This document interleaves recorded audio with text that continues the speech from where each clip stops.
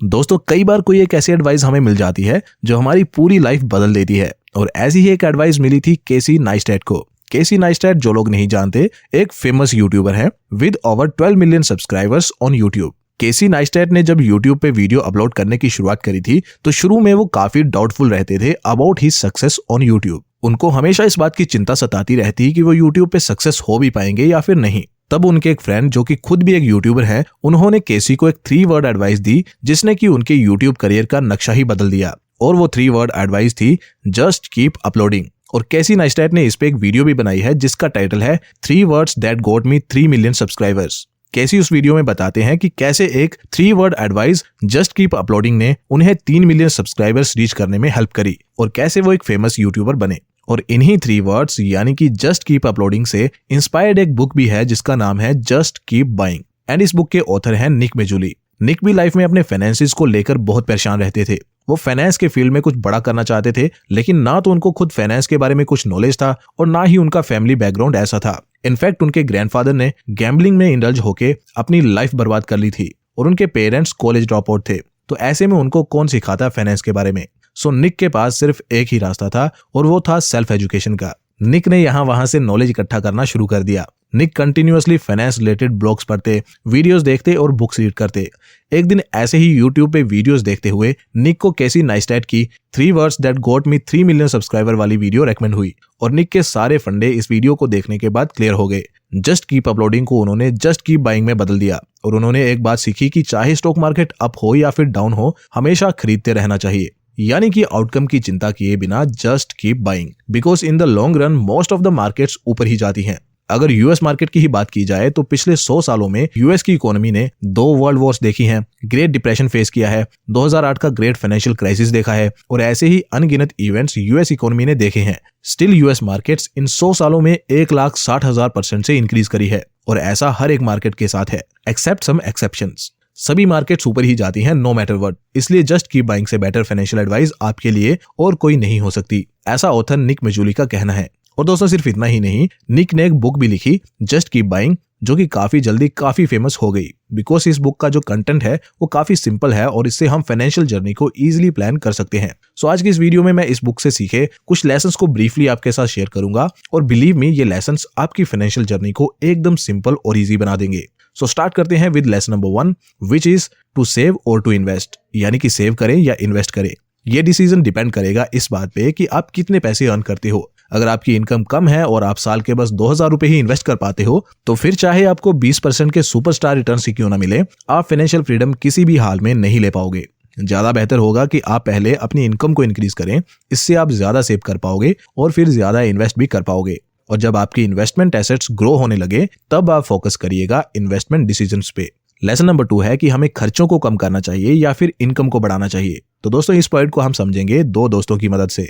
Let's say ये 2 दोस्त हैं, रोहन और नीतीश। दोनों फाइनेंशियली फ्री होना चाहते हैं और दोनों इसके लिए काफी हार्ड वर्क और सैक्रिफाइसेस कर रहे हैं। एक तरफ रोहन अपनी सेविंग्स को इंक्रीज करने के लिए एक्सपेंसेस को कट कर रहा है। वो अपनी फेवरेट कॉफी जो वो डेली पीता था और जिसे पीना वो बहुत एंजॉय करता था, उसे उसने छोड़ने का डिसीजन लिया है ताकि वो थोड़ा एक्स्ट्रा कैश सेव कर सके। ऐसे ही और खर्चों को भी उसने कम किया। But after a certain limit Rohan और ज्यादा एक्सपेंसेस को कट नहीं कर पा रहा, जिससे हो ये रहा है कि उसकी सेविंग्स लिमिटेड हो रही हैं। वहीं दूसरी तरफ नीतीश ने एक्सपेंसेस को कट करने के बजाय इनकम को बढ़ाने पे फोकस किया। उसने साइड हसल शुरू किया, छोटे मोटे बिजनेसेस लोकल लेवल पे उसने चालू किए जहां से वो एक्स्ट्रा साइड इनकम कमा रहा है और बिना किसी चीज से कॉम्प्रोमाइज किए रोहन से ज्यादा सेव कर पा रहा है। और दोस्तों ऐसा ही कहना है ऑथर निक मेजुली का। निक का मानना है कि पर्सनल फाइनेंस का सबसे बड़ा लाई यही है कि वेल्थ बनाने के लिए आपको स्पेंडिंग्स को कट करना होगा। आगे वो कहते हैं कि श्योरली आपको अपने एक्सपेंसेस को ट्रैक करना चाहिए, लेकिन शायद आपको अपनी एक कप ऑफ कॉफी को डिच करने की जरूरत नहीं है। लेसन नंबर 3 है why invest and what to invest in. Invest करने के कई सारे रीजंस हैं, लेकिन एक रीजन जो कि इन्वेस्टमेंट को बहुत जरूरी बना देता है वो ये है कि हमारी पैसे कमाने की एबिलिटीज की एक लिमिट है। ये हमेशा के लिए रहने वाली नहीं है। हम बूढ़े और कमजोर होते जाएंगे, लेकिन पैसों की जरूरत कभी कम नहीं होगी। इसलिए इंपॉर्टेंट है कि आप ऐसे एसेट्स बनाओ जो आपको कमजोर होने पर भी हेल्दी बनाए रखें। और बात करें कि कहाँ इन्वेस्ट करना चाहिए, तो नो डाउट स्टॉक्स इस बात को प्रूव कर चुके हैं कि उनसे बेहतर लॉन्ग टर्म इन्वेस्टमेंट के लिए और कुछ नहीं है। हिस्टोरिकली स्टॉक मार्केट इन्वेस्टमेंट एक ग्रेट एसेट है पैसे इन्वेस्ट करने के लिए, लेकिन इसका ये मतलब नहीं है कि आपको सारा पैसा स्टॉक्स में ही डाल देना है। वोलेटिलिटी को बैलेंस करने के लिए कुछ हिस्सा आप बॉन्ड जैसे कंपैरेटिवली सेफ एसेट्स में भी इन्वेस्ट कर सकते हो फॉर बैड टाइम्स। और दोस्तों, स्टॉक इन्वेस्टिंग एक प्रोफेशनल प्रैक्टिस है। इसमें आपको लॉन्ग टर्म इन्वेस्टमेंट के नजरिए से ही इन्वेस्ट करना है। स्टॉक इन्वेस्टमेंट के लिए आपको कंपनीज के फंडामेंटल एंड टेक्निकल रिसर्च भी जरूरी है। अगर आप प्रोफेशनल लाइफ में बहुत बिजी हैं और आपके पास इतना समय नहीं है रिसर्च का, तो मैं आपको तेजी मंदी ऐप को रेकमेंड करूंगा। तेजी मंदी एक बिगिनर फ्रेंडली इन्वेस्टिंग ऐप है जो कोई भी यूज कर सकता है। तेजी मंदी आपको कैसे हेल्प कर सकता है? ये आपको एक actively managed long term portfolio बना के देते हैं जो आपके रिस्क कैपेसिटी के अनुसार बनाए जाते हैं और पोर्टफोलियो इंडस्ट्री एक्सपर्ट्स मैनेज करते हैं। तेजी मंदी एक सेबी रजिस्टर्ड इन्वेस्टमेंट एडवाइजरी है, सो इसका मतलब आप इन पे भरोसा कर सकते हैं। इनके board of director mister Ramdev Agrawal हैं, जो इन्वेस्टिंग की बात करें तो इंडस्ट्री लेजेंड माने जाते हैं, और उनके साथ मिस्टर वैभव अग्रवाल इनके फाउंडर हैं, जिनको 10+ इयर्स का इन्वेस्टिंग एक्सपीरियंस है।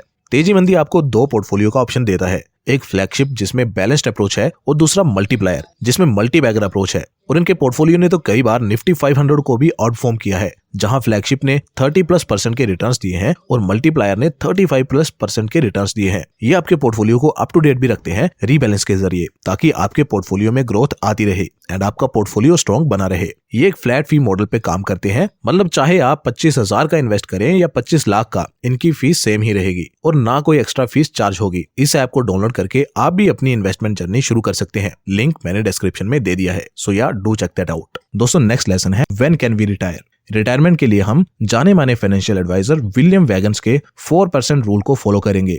पहले तो हमें रिटायर होने के लिए एक रिटायरमेंट अमाउंट डिसाइड करना होगा, जो कि होगा हमारे 1 ईयर एक्सपेंस इंटू 25, यानी कि जितना हम एक साल में खर्च करते हैं वो हमें कैलकुलेट करना होगा और फिर हम उसे 25 से मल्टीप्लाई कर देंगे और जो अमाउंट आएगा उतना अमाउंट हमें कम से कम चाहिए होगा रिटायर होने के लिए। देन जब हम इस अमाउंट को अचीव कर लेंगे तो हम हर साल उसमें से 4% को विड्रॉ करेंगे, जो कि हमारे सभी एक्सपेंसेस का टेक केयर करेगा।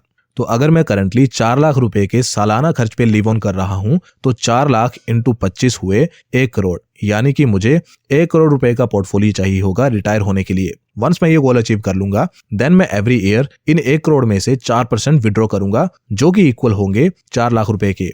तो ऐसे आप भी अपनी रिटायरमेंट प्लान कर सकते हो। दोस्तों, नेक्स्ट लेसन है how to spend money guilt free. अक्सर क्या होता है कि हम कोई चीज परचेज कर लेते हैं, लेकिन देन हम रिग्रेट करने लगते हैं, ये सोच के कि अगर इतने पैसे मैंने कहीं इन्वेस्ट किए होते तो ज्यादा बेहतर होता। इस रिग्रेट से बचने के लिए ऑथर एक फॉर्मूला बताते हैं, विच इज 2x रूल। इस रूल के अकॉर्डिंग जितने भी पैसे आप किसी चीज को खरीदने के लिए खर्चोगे, उतने ही पैसे आप इन्वेस्ट भी करोगे। ऐसा करने से आप सिक्योर फील करोगे और रिग्रेट फ्री परचेज कर पाओगे। साथ ही इस रूल को फॉलो करने से आप ज्यादा महंगी चीजें भी नहीं खरीदोगे, क्योंकि आपको सेम अमाउंट इन्वेस्ट भी करना होता है, इसलिए आप हमेशा माइंडफुल होकर स्पेंड करोगे, जिससे अल्टीमेटली आपके फाइनेंसेस बेटर होंगे। दोस्तों, लेसन नंबर 6 है 2 reasons why should not pick individual stocks, यानी कि आपको इंडिविजुअल स्टॉक्स पिक क्यों नहीं करने चाहिए। इंडिविजुअल स्टॉक्स को पिक ना करने के लिए ऑथर 2 तर्क देते हैं। नंबर 1, ऑथर निक कहते हैं कि डाटा बताता है that most of the experts indices की परफॉर्मेंस को बीट नहीं कर पाते। तो हमारे और आपके जैसा एक आम इंसान कैसे ये सोच सकता है कि हम इंडिविजुअल स्टॉक्स को पिक करके इंडेक्स से बेटर रिटर्न ले पाएंगे। और दूसरा तर्क ऑथर देते हैं कि हम ये दावे के साथ कैसे कह सकते हैं कि हम अच्छे स्टॉक पिकर हैं। हो सकता है कि आप बस लकी हो सकता है तुक्के से आपने एक मल्टीबैगर स्टॉक में इन्वेस्ट कर दिया हो। और हम कैसे इस बात की गारंटी ले सकते हैं कि जो स्टॉक आज हमें अच्छे रिटर्न्स दे रहा है वो आज से 5 साल बाद भी देगा। ऑथर कहते हैं कि आम इन्वेस्टर्स जिसे अपना स्किल समझ बैठते हैं, वो असल में उनका लक होता है, इसलिए ये स्ट्रेटजी रिस्की हो जाती है, यानी कि इंडिविजुअल स्टॉक्स पिक करने वाली स्ट्रेटजी। इसका सिंपल और प्रैक्टिकल ऑल्टरनेटिव ये है कि हम इंडेक्स फंड्स या फिर ETFs में चुपचाप से पैसे इन्वेस्ट कर दें। लेसन नंबर 7 है व्हेन शुड यू इन्वेस्ट, यानी कि आपको कब इन्वेस्ट करना चाहिए। इसका सीधा सा जवाब है कि अभी, क्योंकि most of the markets most of the time ऊपर ही जाती हैं। सो ज्यादा कॉम्प्लिकेट करने की जरूरत नहीं है, just always keep buying. Buy low और सेल हाई आप कई दशकों से बात सुनते आए होंगे, लेकिन ये सुनने में जितनी इजी लगती है उतना ही मुश्किल है इसको इंप्लीमेंट करना। बिकॉज हमें बताएगा कौन कि ये लो पॉइंट है, इस पे बाई कर लो, या फिर ये हाई पॉइंट है, इस पे सेल कर दो। मार्केट्स को टाइम करना बहुत टफ जॉब है, if not impossible. By law से ज्यादा बेहतर काम करेगा बाय नाउ, क्योंकि अगर आप अभी इन्वेस्ट नहीं कर रहे हो तो आपको क्या लगता है कि आप तब इन्वेस्ट करोगे जब मार्केट क्रैश करेगी, जब सब मार्केट से दूर भाग रहे होंगे, सब डरे हुए होंगे रिसेशन से। नहीं कर पाओगे, क्योंकि इमोशंस बीच में आ जाएंगे। तब आप कहोगे कि थोड़ा और वेट कर लेता हूं, अभी इन्वेस्ट करना बहुत स्केरी लग रहा है। इसलिए दोस्तों, don't wait for perfect time, just keep buying. So दोस्तों, ये थे 8 लेसन्स एक बड़ी ही interesting book just keep buying से। उम्मीद करता हूँ कि ये लेसन्स और ये वीडियो आपकी फाइनेंशियल जर्नी और ज्यादा सिंपल और ईजी बनाने में हेल्प करेंगे। अगर आपने आज की ये वीडियो को एंजॉय करा है और थोड़ा सा भी कुछ नया सीखा है वीडियो से, तो वीडियो को जरूर से लाइक करें और ऐसी ही इंटरेस्टिंग वीडियोस को हमेशा देखते रहने के लिए चैनल को भी सब्सक्राइब करें। ऑल्सो दोस्तों, तेजी मंदी ऐप को भी डाउनलोड करें, डिस्क्रिप्शन में दिए लिंक से, और उनकी सर्विसेज को एंजॉय करें।